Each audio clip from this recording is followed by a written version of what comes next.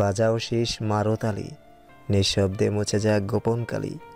এসেছে রে এসেছে, চৌধুরী এসেছে, হবে নাকি চুক্তি, দেব নাকি উক্তি, চোর পুলিশ ভাই ভাই, চলো এসো হাত মেলাই। উৎফুল্ল স্বরে উত্তর কথাটি বলতে বলতে ইগর এসে বসলো শুদ্ধর সামনে। যদিও সুস্পষ্টভাবে বাংলা কথা বলতে পারেন না তিনি, ঐশ্বর্যের মায়ের বদৌলতে একটু আধটু শিখেছিল এজা। তবে এই একটু আধটু দিয়ে বাঙালিদের খোঁচানোর কাজ ঠিকভাবে হয়ে যায় বলা বাহুল্য। নরবরে উচ্চারণ দিয়েও সামনের ব্যক্তিকে অপমান করতে এক্সপার্ট তিনি। এখন যেমন ভাবছেন শুদ্ধকে খোঁচাবেন, কারণ অকারণেই খুঁচিয়ে শুদ্ধ রেগে ওনার গায়ে হাত তুলতে কোনো অঘটন সৃষ্টি করবে। বাইরের দেশ থেকে এসে ওনার গায়ে হাত তোলার অপরাধে পুলিশের হাতে তুলে দিলেও মন্দ হয় না। বাঙালি জাতি বিদেশি জেলের ভাত কেমন জানে না। এই সুযোগে না হয় জেল থেকেই ঘুরিয়ে আসুক। মানুষের জীবনে সব রকমের অভিজ্ঞতা থাকা জরুরি। তাছাড়া কোথাও লেখা নেই সায়েন্টিস্ট হলে জেলে যেতে পারবে না। ওনার হাসি হাসি মুখের দিকে তাকিয়ে আছে শুদ্ধ। বয়সটা থেমে না থাকলেও এখনো ইগোরের শারীরিক গঠন যথেষ্ট স্ট্রং। পোশাক পরে রুচিসম্মত। তাকে এভাবে তাকিয়ে থাকতে দেখে ইগোর ওয়াইনের বোতল দেখিয়ে জানতে চাইল হোয়াইট নাকি রেড ওয়াইন নেবে। শুদ্ধ কোনো জবাব না দিলে নিচ থেকে রেড ওয়াইনের গ্লাস এনে ধরল শুদ্ধর সামনে। শুদ্ধ এবারও ধরল না দেখে ইগোর বলল, রাগ করে না ইয়াংম্যান। শুদ্ধ হাসল, ছোটের কোণে হাসি এটে খোঁচা মেরে বলল, কেমন আছেন স্যার? উফ, বিগ মিস্টেক চোর মহাশয়। মুখের উপর চোর বলা ইগোরের ভীষণ রাগ হলো। তবে রাগটুকু প্রকাশ না করে হাসি মুখে বলল, কি জন্য এসেছো? ভয় পাচ্ছেন বুঝি? তুমি বাঘ নাকি ভালুক যে ভয় পাবো? আমি কি আপনার থেকে ভালো কে জানে? ওটা আর পাবে না সোয়াইপ। কে বলল? আমি। আমার জিনিস হজম করার ক্ষমতা আপনার আছে?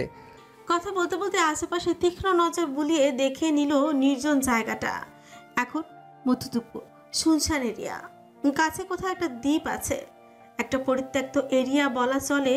এজন্য আকাম কুকাম সব এই এরিয়ার মধ্যেই হয়ে থাকে। তবে এই জায়গার কথা ঐশ্বর্য ছাড়া কেউ জানত না, কারণ ঐশ্বর্যকে বেশিরভাগ সময় এখানে আটকে রাখতেন তিনি। ছোট্ট একটা রুমে বন্দি রেখে কষ্ট দিতেন। শুদ্ধ সুইডেনে এসেছে 2 দিন হলো। 3 দিনের দিন এসেছে ইগোরের সাথে দেখা করতে। হতেও পারে এটাই শেষ দেখা। শুদ্ধ কেতকা চুপ থেকে ছান্দা চাহনি ছুঁড়ে ইংলিশে বলল, ফর্মুলা কাজে লাগাতে পারলেন না? পারার কথাও না। তাহলে শুধু শুধু চুরি করলেন কেন? কোটি টাকা পেলাম, তোমাকে হারাতে পারলাম, অপমানের শোধ নিতে পারলাম। আমাকে হারালেন কিভাবে? তুমি জিনিয়াস আমি মানি, এটাও জানি সামনে আরও চমকপ্রদ কাজ করবে। কথা হচ্ছে টাকা অফার করেও যখন আমার কাজ করলে না, তখন রাগ হচ্ছিল। এই কারণে আমি ঐশ্বর্যকে পাঠিয়েছিলাম তোমার কাছে, যাতে তোমাদের মাঝে কিছু ঘটে। নারীর সৌন্দর্যের কাছে পুরুষ কাবু, আর ঐশ্বর্যের রূপ ছিল ওই রকমই। ওর মায়ের জন্য বারবার বেঁচে গেছে আমার হাত থেকে, নয়তো ওর ভার্জিনিটি আমি। সে আমার ছোট ভাইয়ের হবু বউ, তাকে জড়িয়ে কোনো নোংরা কথা শুনতে ইচ্ছুক নই। কথা হচ্ছিল চুরি নিয়ে। সেটা নিয়েও কথা বাড়িয়ে লাভ নেই, ফিরে যাও। স্কটল্যান্ডের সায়েন্টিস্ট শেফার্ড ফ্লেমিংয়ের কাছে ফর্মুলা বিক্রি করতে চেয়েছিলেন। ফ্লেমিং সন্দেহ করায় তাকে না দিয়ে ডিসুস বিনের কাছে 4,53,00,000 টাকার বিনিময়ে বিক্রি করেছেন। ভেবেছিলেন আজ রাতে অন্য দেশে পাড়ি জমাবেন, যাতে আমার মুখোমুখি হতেও না হয়। এসব কথা তুমি জানলে কিভাবে? সে আমাকে কথা দিয়েছিল, ভুলেও তোমাকে জানাবে না। কিন্তু জানিয়েছে তো। শুধু জানায়নি, আপনার বিরুদ্ধে সাক্ষীও দেবে। ইন্টারেস্টিং ব্যাপার হচ্ছে আমার জিনিস এখন আমার কাছে সুরক্ষিত। বিশ্বাস হচ্ছে না?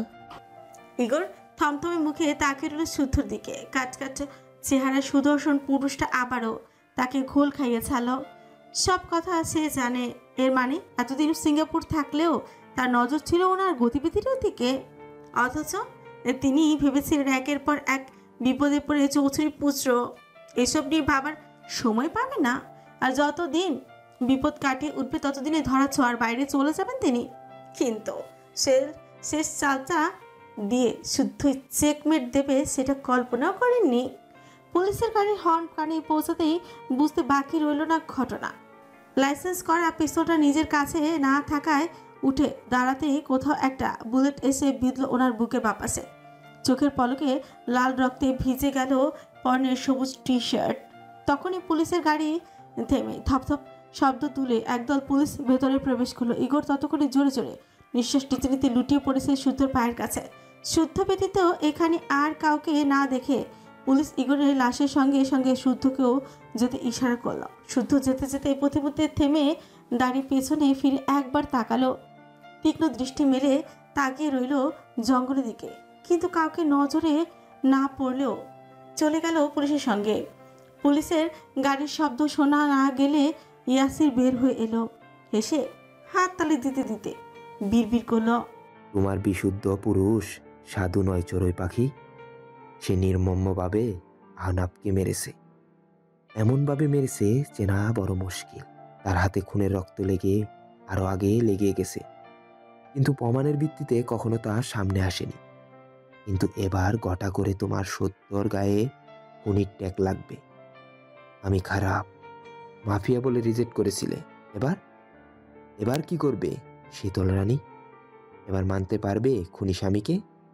ভালোবাসা ওই রকমই থাকবে তো? কথা বলে ইয়াসির দুই পকেটে হাত গুজে শীষ বাজাতে বাজাতে হাঁটা ধরল বিপরীত পথ ধরে। এখানকার কাজ আপাতত শেষ, কিন্তু ইয়াসির হয়তো এটা জানতো না শুদ্ধ এখানে এসেছিলই প্ল্যান করে, আর পুলিশরা ছিল ফেক। প্ল্যান ছিল ইগোরকে 3rd ডিগ্রি দিয়ে আরও কিছু কথা বের করার, কিন্তু হলোই না যখন তখন আফসোস করে লাভ নেই। তাছাড়া মানুষের জন্য কষ্ট পেলেও অমানুষের জন্য শোক পালন করার প্রশ্নই আসে না। ইগোরের ঘটনা জানার জন্য রুবাব কল দিল শুদ্ধকে। শুদ্ধ সেখানে 1000 রুবাব সায়ন চিন্তাতেই ছিল। তাদের চিন্তা দ্বিগুণ হলো যখন শুদ্ধ কল ধরছিল না। কয়েকবার কল করার পর রিসিভ হলে ফোনের ডিসপ্লেতে শুদ্ধর মুখটা ভেসে উঠল। শুদ্ধ সাওয়া নিয়ে এসেছে শুদ্ধ। তাকে দেখে রুবাব বলল, কাজ হয়েছে? খোসা গায়েব। আলহামদুলিল্লাহ।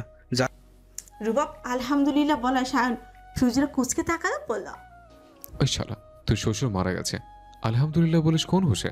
কান্না কর, 2 মিনিট মন খারাপ করে থাক। জাতের শ্বশুর হলে কান্না করতাম, কিন্তু ওটাই ছিল অজাতের শ্বশুর। অবশেষে পথের কাটা সরলো, ভেবে খুশি লাগছে। তবু মন খারাপ কর। এই শুদ্ধ, তুইও কর। সায়নের কথা শুনে শুদ্ধ মাথা মুছতে মুছতে জবাব দিল, তোমরা শুরু করো, আমি খেয়ে এসে শোকে জয়েন হচ্ছি। আচ্ছা। এই নিয়ে কথা বলতে বলতে শুদ্ধ অন্য প্রসঙ্গে কথা উঠালো। তার কথায় রুবাব আর শায়ন হো হো করে হেসে ফেলল। এরপর প্রসঙ্গ এলো 3 ভাইয়ের বিয়ের অনুষ্ঠান নিয়ে। বিয়ের কার্ড ছাপাতে দেওয়া হয়ে গেছে। কার্ডটা নাকি ভীষণ সুন্দর। কার্ডের ডিজাইন সিলেক্ট করেছেন সিতারা। সাদাত চৌধুরী আগামী মাসে ছুটিতে আসবেন, তখনই শুভ কাজ সম্পূর্ণ করা হবে। অথচ এখন থেকে বাড়িতে বিয়ের তোড়জোড় লেগে গেছে। বোনেরা কে কি করবে, কে কি পরবে সেটারও প্ল্যান ডান। এমন আরও কিছু ব্যাপারে কথা বলতে বলতে 3 ভাই খুব হাসলো, মজা করলো। এরপর কল কাটলো। শুদ্ধ খেয়ে পুনরায় বের হলো, কারণ যাদের দিয়ে কাজটা করিয়েছে তাদেরও তো পাকাপোক্ত একটা ব্যবস্থা করে যেতে হবে, নয়তো এইখান থেকে আবার ঝামেলা ঢালপালা গজাবে। এই ভুল তো আর বারবার করা যাবে না, তাই না? অতঃপর আরও কিছু জরুরি কাজ সেরে পরদিন শুদ্ধ সিঙ্গাপুর ফিরল। রুবাব ওই সুযোগে নিয়ে চেক আপ করিয়ে আনলো আরেকবার। ডাক্তারের পরামর্শ নিয়ে প্রয়োজনীয় সব কিছু গুছিয়ে রাখলো। শতরূপা চৌধুরীকে নিয়ে টুকটাক শপিং ছাড়লো। বাড়িতে ছোট্ট ভাই বোনেরা আছে, তাদের জন্য কিছু নিতে হবে। বাড়িতে পা দিলেই ধরবে কি এনেছে জানার জন্য অজ্ঞতা টুকটাক কেনাকাটার কাজে শুদ্ধকে আর টানেনি সে। কারণ এখানে আসার পর থেকে বিশ্রাম পায়নি ছেলেটা। এসে খেয়ে ঘুমাচ্ছে। আগামীকাল তাদের ফ্লাইট। একটানা বাইরে থেকে দেশের জন্য সবারই মনটা আঁকুপাকু করছে। শরফত চৌধুরী জানিয়েছেন বাড়িতেই যেন ওঠেন। ভাইয়ের মুখের উপর শতরূপা কিচ্ছু বলেননি। দেখতে দেখতে সময় কাটতে লাগলো নিজেদের মতন। ঘড়ি কাটা ঘুরতে ঘুরতে রাতও পার হলো। পরের দিন সকাল হলো। দুপুরটাও পেরিয়ে বিকালে রেডি হয়ে সকলে নিজ নিজ দেশের উদ্দেশ্যে রওনা হলো। আগে প্রতি সপ্তাহে 4 দিন করে একজন মহিলা আসতো সাম্য সৃজনকে পড়াতে। উনি একটা স্কুলের ইংলিশ টিচার, নাম সুলতানা। উনি নিজেও পড়াশোনার পাশাপাশি শিক্ষকতা করেন, বলা বাহুল্য। ভালো পড়ানো। সাম্য সৃজনও সাথে বর্তমান শীতলকে পড়াচ্ছেন। ইংলিশ সাবজেক্টটাই পড়ে শীতল। শীতলকে পড়ার চক্করে ফেলে গেছে শুদ্ধ। আগে বিকেলে কত সুন্দর ঘুরে বেড়াতো, সাইকেল চালাতো, গাছে উঠে ফল পাকলে বেড়ে খেত। আহা, সেই দিনগুলো কত সুন্দর ছিল। আর এখন বিকেল হলেই বই খাতা নিয়ে বসে পড়তে হয়। তবে আজ অনেকক্ষণ অপেক্ষা করে ম্যাম আসছে না, তাই তিনজনে মিলে শুয়ে বসে চিৎকার হয়ে গল্প করে সময় কাটালো। আজকে পড়া নেই, তাই তিনজনে খুশিতে হৈ হৈ করে বের হলো। অনেকদিন পর শীতল গাছে উঠে পেয়ারা, তেঁতুল, আমড়া পেরে মাখামাখি করে খেলো। পুরো বাগান কিছুক্ষণ তার সাইকেল চালাতো। সন্ধ্যার পর আজানের পরে তার উস্কো খুস্কো চুল দেখে সেমিন বকতে শুরু করলেন। শীতল মায়ের বকা শুনে ফুলো রানী হয়ে মুখ ফুলিয়ে তেল নিয়ে বসলো সীতারার কাছে। চুলে তেল দিতে একদমই ইচ্ছে করে না, কেমন মরা মরা লাগে। সীতারা ড্রয়িং রুমে বসে যত্ন করে শীতলের লম্বা চুলে তেল দিয়ে দুপাশে দুটো বিনুনি করে দিল। তা দেখে স্বর্ণ বসলো, শখ পড়ছিল। তাকেও ধরে চুলে তেল দিয়ে চুল বেঁধে দিলেন সীতারা। এরপর সন্ধ্যার নাস্তা সেরে শুদ্ধ রুমে গিয়ে বিছানায় কিছুক্ষণ গড়াগড়ি খেলো। নিজের ফোন চেক করে দেখলো শুদ্ধর মেসেজ এসেছে। রুমে যেন পাই। মেসেজটা নিয়ে কিছুক্ষণ গবেষণা করে বুঝলো মহারাজ তার মানে বাড়ি ফিরছে। তবু শিওর হওয়ার জন্য ছুটতে ছুটতে গেল সীতারার কাছে। কোনো মতে আকাশ সমান আনন্দটুকু কোনো মতে গোপন করে সিঁড়ির কাছে দাঁড়িয়ে জিজ্ঞেস করলো, বড় মা, রুবাব ভাইয়া কি দেশে ফিরছে? হ্যাঁ, কবে? আজ রাতের ফ্লাইটে। সবাই আসছে? হুম। আচ্ছা। এই কথা বলে শীতল সিঁড়ি থেকে সরে নেচে উঠল। ইস, এত খুশি লাগছে কেন? লজ্জাও লাগছে। মহারাজ আসছেন তাহলে? 3 সপ্তাহে নামে কতগুলো দিন সে বাড়িতে নেই, কত দিন ছুঁয়ে দেখেনি। দেশের বাইরে গিয়ে যেন ভুলেই বসেছে তারও একটা বউ আছে। বউটা তাকে মিস করে। ঘুমের ঘোরে বিছানা হাতড়ে না পেলে ফুপিয়ে কাঁদে। তার বেলায় লবডঙ্কা, অথচ নিজের বেলা 16 আনা বুঝে নিতে ওস্তাদ। নয়তো কি ফেরার আগে ঠিকই হুমকি দিয়ে রেখেছে, রুমে যেন পাই, বললেই হবে নাকি? এসব নানান কথা ভাবতে ভাবতে লাজুক হাসলো। গাল দুটো লাল হয়ে উঠল একরাশ লজ্জায়। প্রবাসীর বউদের আনন্দটুকু আজ উপলব্ধি করতে পারছে সে। এই আনন্দটুকু যেন ঈদের সামিল। এসব ভেবেই লাজুক হেসে 2 হাতে মুখ ঢাকতে যাবে, তখনই দেখে স্বর্ণ রুমের দরজায় দাঁড়িয়ে আছে। তাকে দেখে হাসি চড়া হলো শীতলের। দ্রুত গিয়ে স্বর্ণকে বলল, আপু, রুবাব ভাই আসছে। বোনের মুখ দেখে বহু কষ্টে হাসি আটকালো স্বর্ণ। জবাব দিল, সঙ্গে শুদ্ধ ভাইও। শীতল হঠাৎ মুখটা থমথমে করে অন্যদিকে তাকিয়ে বলল, কারো খোঁজ নিতে আমার বয়ে গেছে কেন? এ কথা বলে শীতল নিজের রুমে গেল। আর তাকে যেতে দেখে স্বর্ণ হেসে ফেল। যার আগমনে তার চঞ্চলতা বেড়ে গেছে, লজ্জা পাচ্ছে, ছোটে মিটি মিটি হাসি ভেসে উঠছে। তার খোঁজ নিতে নাকি বই গেছে, ভাবা চায়। আপনাকে আমি স্বামী হিসেবে মানি না, ছোবেন না আমায়। আপনার ছোঁয়া লাগলে গা গুলিয়ে আসে আমার, ঘৃণা হয়। আপনি আস্ত একটা জানোয়ার। চিৎকার করে বলা কিয়ারার কথাগুলো শুনে বুড়াকের মধ্যে কোনো ভাবান্তর দেখা দিল না। কনিষ্ঠ আঙুল দিয়ে কান ঘুচিয়ে নিল। হাতে জ্বলন্ত সিগারেটে কয়েকটা টান মেরে অ্যাস্ট্রেতে ঘষে নিল। তারপর চট করে উঠে গায়ের শার্ট খুলে ছুঁড়ে মারল রুমের এক কোণে। প্যান্টের বেলটাও ছুঁড়ে দিল আরেক দিকে। তার মনোভাব বুঝে কিয়ারা পালাতে গেলে বুড়াক তাকে ধরে ফেলল। ফিচল হেসে কানে কানে বলল, লুকোচুরি পরে খেলবো রালিং, আগে আদর আদর খেলার পর্বটা শেষ করি। আমরা হলাম ভিলেনের জাত, জোর করা চিনিয়ে নেওয়া হচ্ছে আমাদের ধর্ম। ভালো মানুষই আমাদের রক্তেও নেই। আমার ছোঁয়াতে গা গোলালে বমি করো, সমস্যা নেই। সত্যি বলতে তোমার বমির কারণ হতে পেরে আমার বরং ভালোই লাগবে। যেতে দিন না আমায়, কেন করছেন এমন? ভালো লাগে তাই। আমি তো আপনাকে চিনতামও না। তবে আমি চিনতাম। শীতলের কাছের মানুষের সন্ধান করতে গিয়ে তোমায় পেয়েছি। কবুল যখন বলেছ, এভাবেই নিজেকে মানিয়ে নাও। পারলে কনসিভ করো, বাবা ডাক শোনাও। নিজের সংসার সাজাও, তবে মুক্তি পাবে না। এই কথা বলে কিয়ারাকে ধাক্কা দিয়ে বিছানায় ছুঁড়ে পুরুষ হলে শক্ত দেহের ভার ছেড়ে দিল বুরাক। ধীরে ধীরে গাঢ় থেকে গাঢ়তর হলো স্পর্শ। অসহায় কিয়ারা শব্দ করে কাঁদতে লাগলো। মনের মিল না থাকলে বরের ছোঁয়াও বোধহয় বিষের মতো লাগে, ঘৃণা হয়। বুরাক যখন তার পোশাক খুলতে ব্যস্ত তখন নিজেকে বাঁচাতে কিল খুশি খামচে আঁচড় কেটে নিজের বাঁচানোর আপ্রাণ চেষ্টা চালালো কিয়ারা। করুণ সুরে বারবার ডাকলো তার প্রিয় বাবাকে, ডাকলো মমতাময়ী মাকে। অশ্রু ভেজা চোখে ভাসলো মন কুঠুরিতে লুকিয়ে রাখা প্রিয় পুরুষের মুখ। দুর্ভাগ্যবশত কেউ শুনল না, বিধায় বাঁচাতেও এলো না। প্রতিবারের মতো এবারও ছাড় পেল না সে। মনের দখল না পেল, জোরপূর্বক শরীরের দখল ঠিকই আদায় করে নিল। পুরুষত্ব জোর দেখিয়ে নিজের কাজ সেরে পাশে শুয়ে পড়ল বুড়া ক্লান্ত দেহে। ঘুমিয়ে পড়ল কিছুক্ষণের মধ্যেই। কিয়ারা নীরবে চোখে জল ফেলতে ফেলতে করতে লাগলো নিজের হিসেব। তবে আজ সে মানতে বাধ্য, যারা সুইসাইড করে তারা সত্যি সাহসী, নয়তো কিভাবে সুইসাইড করতে পারে তারা? সে তো পারে না, সেই তো ভীত, কতবার মরতে গিয়েও পারেনি, অথচ এভাবে বন্দিনী জীবন ও বাঁচতেও তার ভয়, আবার মরতেও। পরের দিন সকালে মিষ্টি একটা সকালের সূচনা হলো। রোজকার মতো চৌধুরী গিন্নিরা রান্নাঘরে ব্যস্ত। শীতল সিমিনের রুমে এখনো ঘুমাচ্ছে।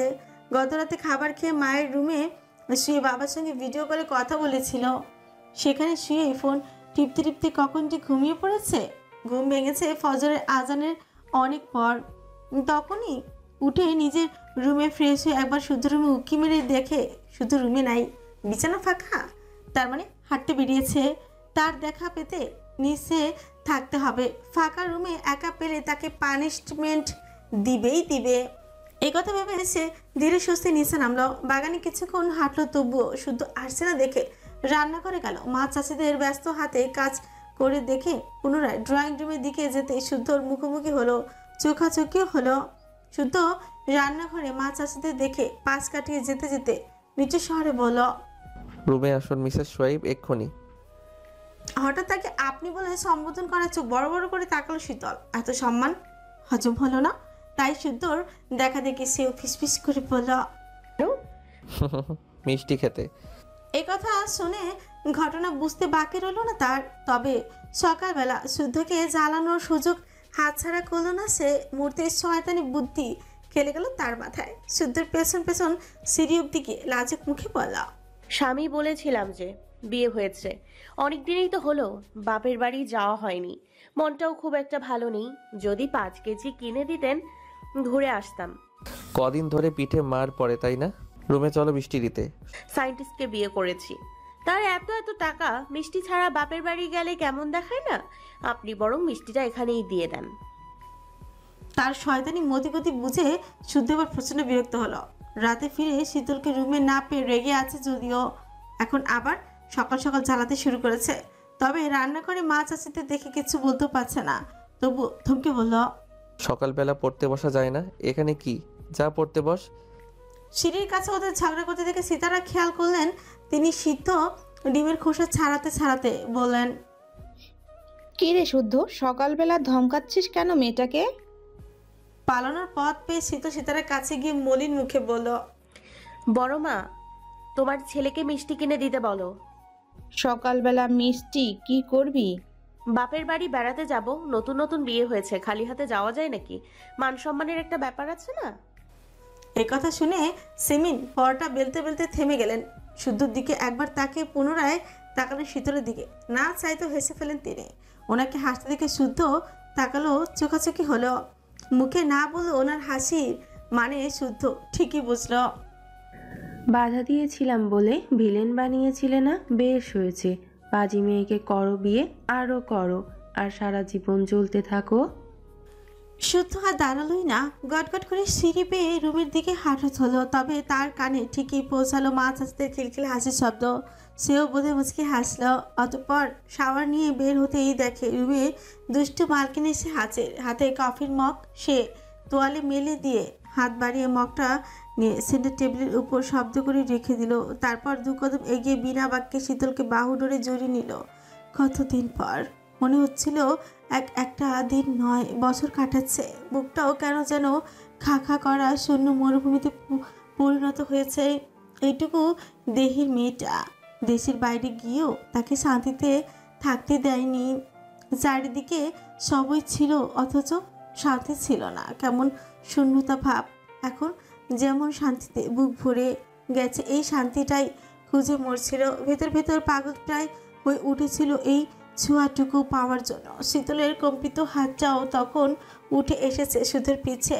তখন হাতের বাঁধনটা দ্বিগুণ শক্ত করে বুকের সাথে পিষে ফেলার পরিকল্পনা করলো যেন বুকের মালিক। ব্যথা পেল শীতল, চুপ করে রইল, ঠোঁটে লাজুক হাসি, চোখে একরাশ খুশি। এত ভালো লাগা, আনন্দ কখনোই লাগেনি, বিশেষ করে এই মানুষটার আগমনে। আগে বহুবার দেশের বাইরে গেছে, এমনটা লাগেনি। তবে কি বৈধ সম্পর্কের টান, নাকি এটা, নাকি তীব্র ভালোবাসার ফল? তাকে চুপ করে থাকতে দেখে শুদ্ধ সেভাবেই দাঁড়িয়ে বলল, এইভাবে চেপে ধরে মেরে ফেলি? আপনার বুকে মাথা রেখে যদি মরতে পারি তবে আমার মরণ সই।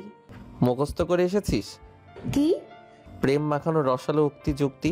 ওসব আগে মুখস্থ করা লাগতো, এখন আর লাগে না। কেন লাগে না? শীতল জবাব দিল না। সেও হাতের বাঁধন শক্ত করলো। শক্ত বাঁধনে কিছু বোঝাতে চাইল।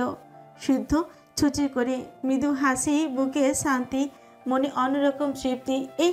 এই যে প্রাপ্তির হাসি, তা বলার অপেক্ষা রাখে না।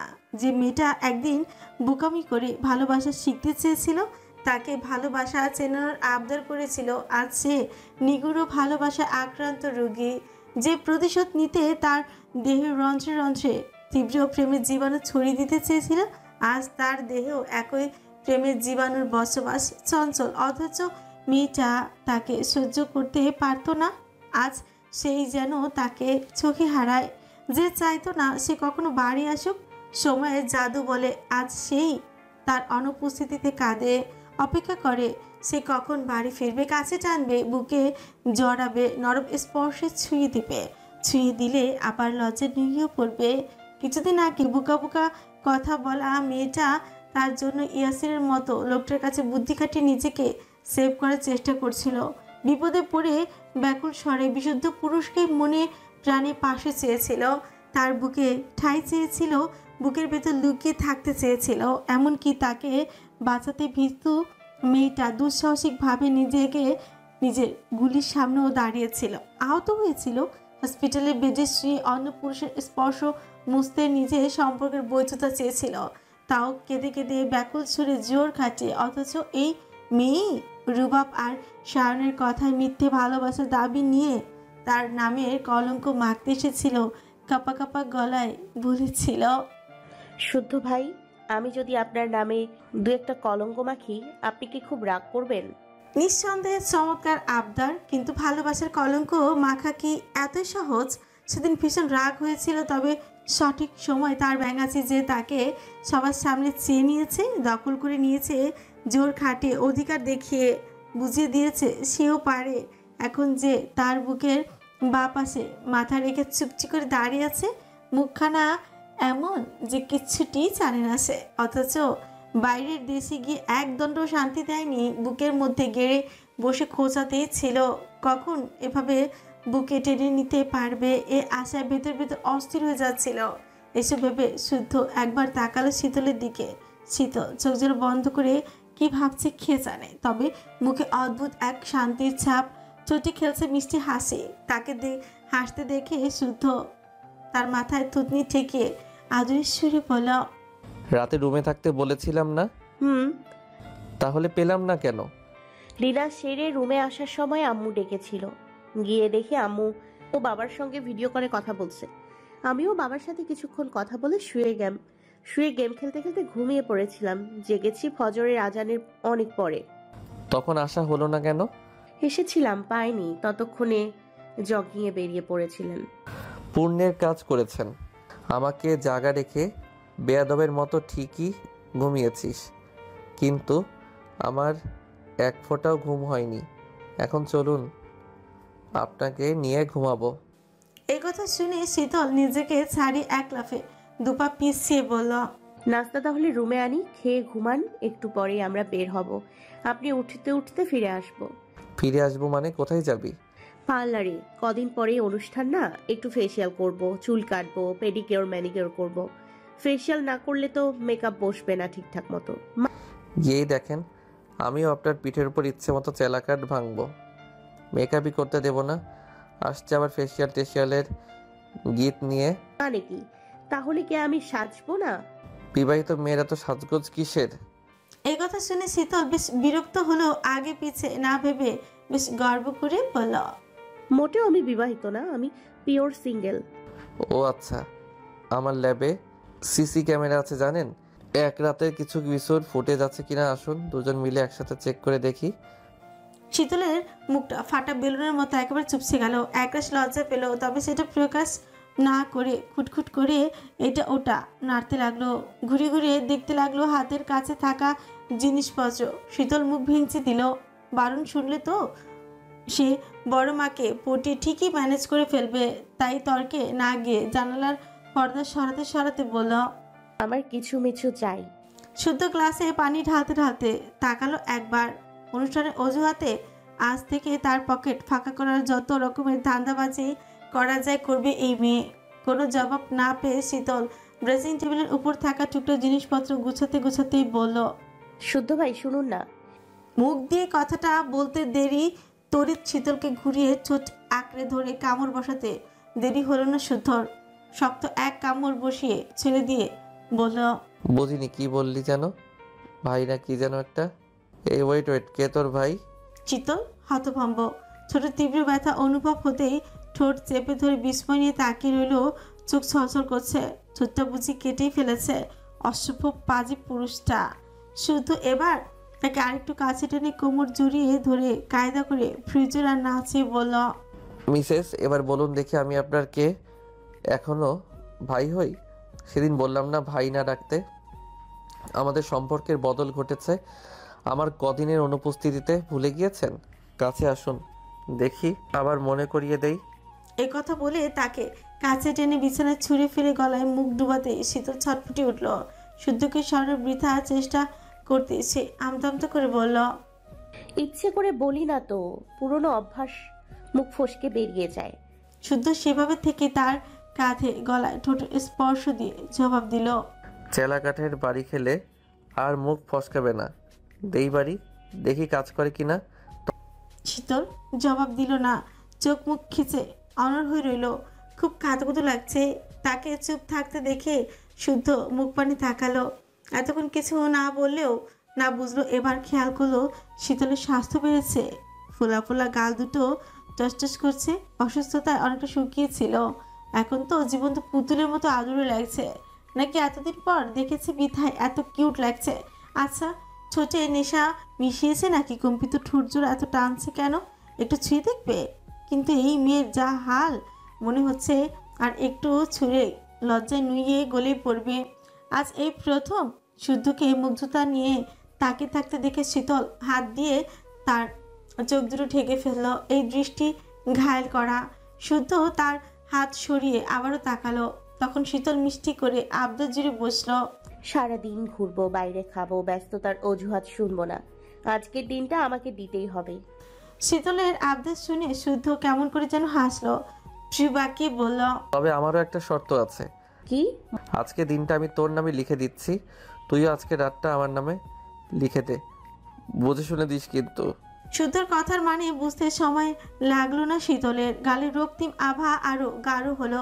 জোরাজোরি করে কোনো মতে শুদ্ধকে সরিয়ে রুমের বাইরে যেতে যেতে বলল, মোটেও না, নাস্তা করতে আসুন, 8টা বেজে গেছে। একথা বলে শীতল এক প্রকার পালিয়ে বাঁচলো। শুদ্ধ তাকে যেতে দিলেও তার দৃষ্টি শীতলের যাওয়ার দিকে নিবদ্ধ। ছোট মিচিমিচি হাসে। পালিয়ে আর যাবে কোথায়? ঘুরে ফিরে গন্তব্য তো ওই একটাই, সোয়াইব শুদ্ধ। এদিকে ঘড়ির কাঁটা চিকচিক করতে করতে 8-এর ঘরে নিশ্চল একে একে সকলে হাজির হলো। রুবাব ঐশ্বর্য এখনো অনুপস্থিত। শুদ্ধ নিচে নেমে চেয়ার টেনে বসলো। রুবাব আর ঐশ্বর্য বাইরে গেছে শুদ্ধ জানালো। তখন রান্নাঘর থেকে সিদ্ধ ডিমের ঝোল এনে শুদ্ধর পাশেই বসলো শীতল। সিতারা সবাইকে খাবার বেড়ে দিলেন। সিতারা সিমিন রান্নাঘরে পরোটা বেলে ভাজছিলেন দেখে শুদ্ধ বলল, আম্মু, ছোট আম্মু, এখানে এসো, আমার কিছু বলার আছে। তার কথা শুনে সবাই তাকালো। মনোযোগী হলো কি বলতে শুনতে। সিতারা সেমিন চুলো অফ করে এসে দাঁড়ালো। শুদ্ধ তাকালো শখ, স্বর্ণ ও শীতলের দিকে। বুঝতে বাকি রইল না ওদের তিন বোনকে কিছু বলবেন, তাই ওরাও মনোযোগী শ্রোতা হলো। তখন শুদ্ধ বলল,